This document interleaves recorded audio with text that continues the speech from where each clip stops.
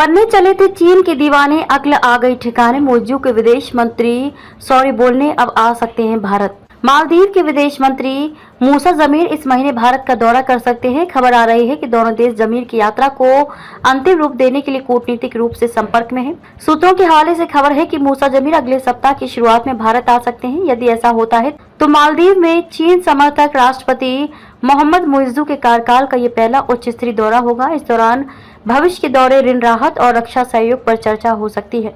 पिछले साल नवंबर महीने में भारत समर्थक इब्राहिम सोलिह को हराकर मोहम्मद मुइज़्ज़ू मालदीव के राष्ट्रपति बने, जिसके बाद से भारत और मालदीव के रिश्ते में तनाव आ गया है।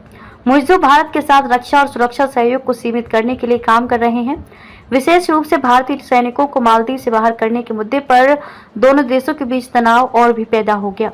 दरअसल भारतीय हेलीकॉप्टर का मालदीव में भारतीय सैनिक संचालन करते रहे हैं। चुनाव के बीच मूसा जमीर की यात्रा अहम। मालदीव की हाई प्रोफाइल यात्रा भारत में चल रही संसदीय चुनावों के बीच में होगी। ऐसे में अनुमान जताया जा रहा है कि भारत पीएम मोदी के दूसरे कार्यकाल के दौरान आखिरी हाई प्रोफाइल मेहमान की मेजबानी करेगा। उम्मीद जताई जा रही है कि मालदीवियन विदेश मंत्री का दौरा 10 मई के आसपास हो सकता है। दूसरी तरफ मालदीव ने भारतीय सैनिकों की वापसी की अंतिम तारीख भी 10 मई निर्धारित की है। अब भारतीय हेलीकॉप्टर का संचालन भारत के सैनिकों की जगह भारत की टेक्निकल टीम करेगी। मालदीव में हमेशा से वहां के राष्ट्रपति पहली यात्रा भारत की करते रहे हैं, जबकि मोहम्मद मुइज़्ज़ू ने जनवरी में अपनी पहली राजकीय यात्रा के लिए चीन को चुना।